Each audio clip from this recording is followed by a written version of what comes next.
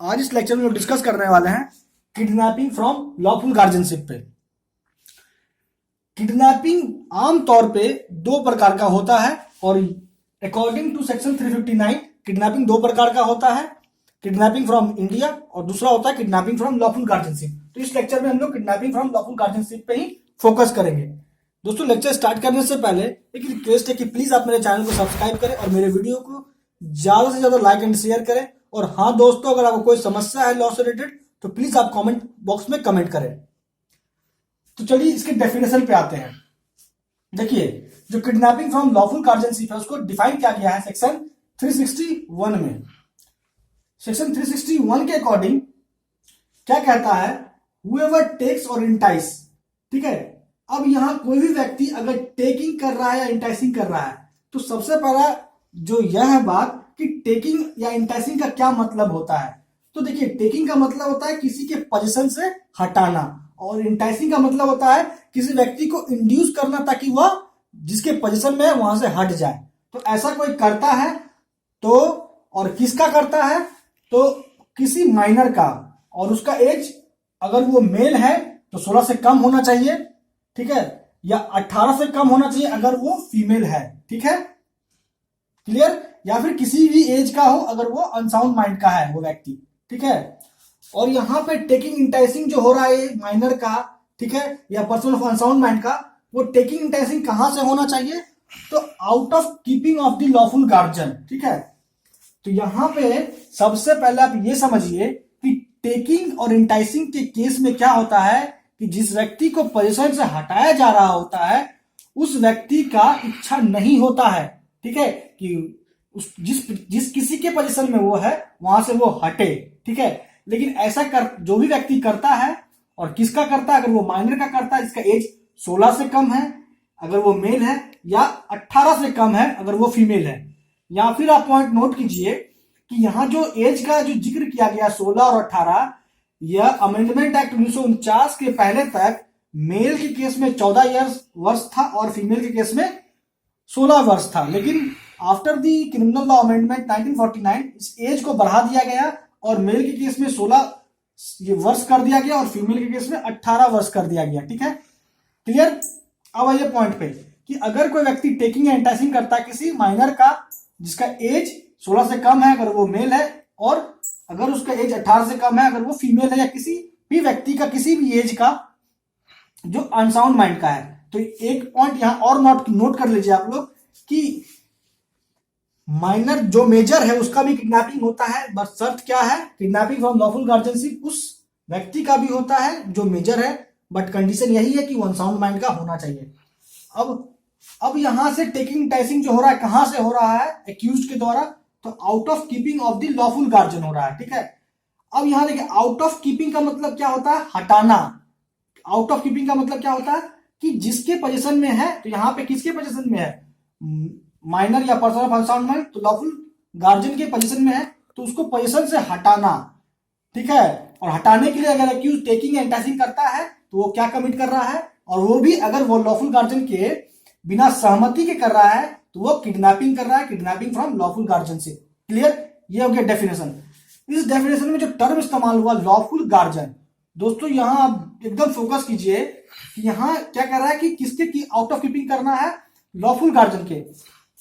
Lawful guardian और legal guardian में फर्क होता है। ठीक है, देखिए जो लीगल गार्जियन होता है वो लॉफुल गार्जियन भी होता है, लेकिन ये कहीं जरूरी नहीं है कि जो लॉफुल गार्जियन होगा वो लीगल गार्जियन भी हो। ठीक है, तो यहां पे आवश्यक क्या है किडनैपिंग फ्रॉम लॉफुल गार्जियनशिप में कि जो जिस माइनर को या पर्सन ऑफ अनसाउंड माइंड को टेकिंग या इंटाइसिंग किया जा रहा है वो किसके कस्टडी केयर में हो, तो लॉफुल गार्जियन के केयर कस्टडी में हो। तो लॉफुल गार्जियन का एग्जांपल देखिए, आप समझ लीजिए, फादर लॉफुल गार्जियन भी है और लीगल गार्जियन भी है, लेकिन फादर यहां पे अब उस माइनर का केयर कस्टडी किसी तीसरे व्यक्ति को दे दिया तो इस केस में क्या माना जाएगा, वो तीसरा व्यक्ति लॉफुल गार्जियन हो जाएगा ऐसे सिचुएशन में। क्लियर। और इसी बात को एक्सप्लेनेशन जब देखिएगा सेक्शन 361 का तो साफ तौर पे कहता है कि लॉफुल गार्जियन का मतलब वह व्यक्ति जिसको क्या हुआ, केयर कस्टडी इंटरेस्ट हुआ है। क्लियर, किसका केयर कस्टडी इंटरेस्ट हुआ है, तो उस माइनर का या फिर उस व्यक्ति का जो अनसाउंड माइंड का था। क्लियर। तो एग्जाम्पल से भी आप समझ लीजिए कि अगर फादर अपने माइनर गर्ल को स्कूल भेजने को लेके केयर कस्टडी अपने सर्वेंट को देता है, तो ऐसी सिचुएशन में सर्वेंट क्या हो जाएगा, लॉफुल गार्जियन हो जाएगा। और अगर इस सिचुएशन में अगर एक्यूज टेकिंग या इंटाइसिंग करता है उस माइनर गर्ल का और आउट ऑफ कीपिंग करता है सर्वेंट के पोजीशन से, तो यहां पे क्या कर रहा है एक्यूज, किडनैपिंग हो रहा है लॉफुल गार्जियन से। क्लियर। तो ये कंफ्यूजन क्लियर हो गया, लॉफुल गार्जियन और लीगल गार्जियन के बीच में डिफरेंस भी क्लियर हो गया। ठीक है। अब आइए इसके एक्सेप्शन पे कि कब किडनैपिंग होते हुए भी किडनैपिंग नहीं माना जाता है। ठीक है। दैट मीन्स वह एक्ट जो हर ingredients kidnapping from lawful guardianship का पूरा कर रहा है, लेकिन फिर भी वह पनिशेबल नहीं है सेक्शन 361 के अनुसार। देखिए अगर कोई व्यक्ति, पहला आप बात देखिए किडनैपिंग फ्रॉम लॉफुल गार्जियनशिप का, कि अगर कोई व्यक्ति गुड फेथ में, तो यहां शब्द इस्तेमाल हुआ गुड फेथ। गुड फेथ को डिफाइन किया गया है सेक्शन 52 में इंडियन पैनल कोड का। ठीक है। इसको हम लोग डिटेल में नेक्स्ट लेक्चर में डिस्कस करेंगे कि गुड फेथ एक्चुअली में होता क्या है। आप इतना समझ लीजिए कि अगर कोई व्यक्ति एक्ट करता है गुड फेथ में, यह बिलीव करते हुए कि वह क्या है, फादर है। किसका फादर है, इलेजिटिमेट चाइल्ड का। और इलेजिटिमेट चाइल्ड को क्या करता है, आउट ऑफ कीपिंग करता है, जिसके भी केयर कस्टडी में हो वहां से। तो ऐसे सिचुएशन में क्या माना जाएगा, पर्सन एक्ट जो कर रहा है वो यह नहीं माना जाएगा कि वो किडनैपिंग कर रहा है फ्रॉम गार्जियनशिप। क्लियर।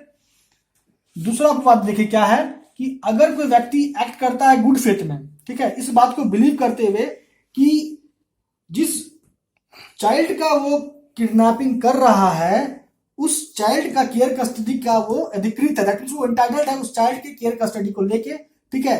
तो ऐसे अवस्था में भी जो व्यक्ति एक्ट कर रहा है वो act kidnapping from lawful guardianship की कैटेगरी में नहीं आएगा। क्लियर। अब आइए इसके रेलेवेंट केस पे, सेकंड पॉइंट पे। सेकंड पॉइंट है रेलेवेंट केसेस। तो सबसे इंपॉर्टेंट केस है Varadarajan versus state of Madras का। इस केस में सुप्रीम कोर्ट का क्या कह रहा था दोस्तों, कि there is a difference between taking and allowing a minor to accompany. अब इसको आप समझिए कि टेकिंग और allowing a minor to accompany में क्या अंतर होता है और सुप्रीम कोर्ट इस अंतर को कैसे समझाई। देखिए एक्यूज्ड पे इस केस में, Varadarajan versus state of Madras के केस में एक्यूज्ड पे किडनैपिंग का चार्ज लगा। ठीक है। जब ट्रायल चल रहा था, ड्यूरिंग ट्रायल, तो सुप्रीम कोर्ट के समक्ष यह फैक्ट अपेयर हुआ कि एक्यूज्ड ने जिस माइनर गर्ल का किडनैपिंग का चार्ज लगा था उस माइनर गर्ल को ना तो टेकिंग किया था ना ही इंटाइसिंग किया था। दैट मीन्स आप टेकिंग एंड इंटाइसिंग में क्या होता है कि एक्यूज की तरफ से एक्टिव पार्ट का इन्वॉल्वमेंट होता है। दैट मीन्स एक्यूज पहले कुछ करता है। ठीक है। तो यहां पे एक्यूज कुछ नहीं किया। यहां पे हुआ क्या, माइनर गर्ल एक्यूज के पास खुद आके बोली कि मुझे अपने साथ लेके चलो। ठीक है। और एक्यूज उस माइनर गर्ल को लेके चला गया। उस माइनर गर्ल के पिता ने उस एक्यूज पे किडनैपिंग का केस किया, तो किडनैपिंग का केस सस्टेन नहीं हुआ, क्योंकि Varadarajan versus state of Madras case में सुप्रीम कोर्ट ने यह माना कि एक्यूज ने ना ही तो टेकिंग किया है ना ही इंटाइसिंग किया है। उसने क्या किया है, उसने सिर्फ अलाउ किया है माइनर को कि अपने साथ होने का। तो ऐसे अवस्था में वह किडनैपिंग नहीं किया और एक्यूज क्या हुआ, एक्यूट हो गया। क्लियर। ये था Varadarajan versus state of Madras का केस।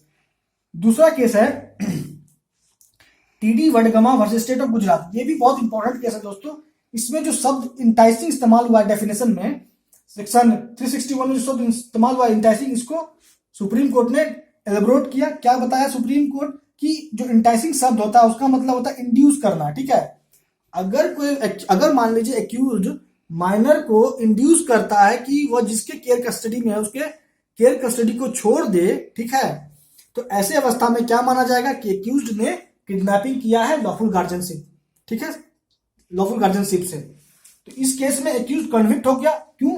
क्योंकि दोनों केस में जब अंतर हम लोग समझेंगे तो वरदराजन केस में एक्यूज की तरफ से कोई एक्टिव पार्ट का इन्वॉल्वमेंट नहीं था, एक्यूज ने पहले कुछ नहीं किया था। ठीक है।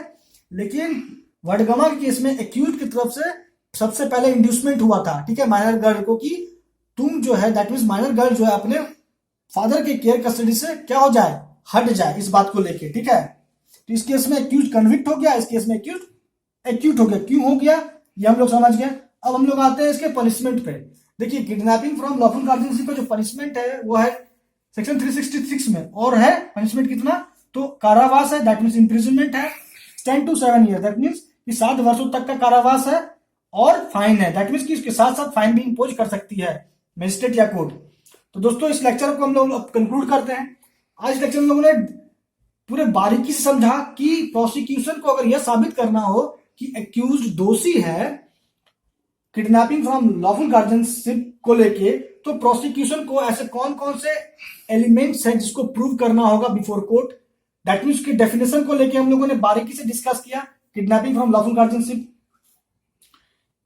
उसके बाद इसके एक्सेप्शन को देखा, उसके रेलेवेंट केस हम लोगों ने देखा, उसके बाद इसके पनिशमेंट हम लोगों ने डिस्कस करी। तो दोस्तों आज इस लेक्चर में इतना ही। आपका मेरे साथ अब तक बने रहने के लिए बहुत बहुत धन्यवाद।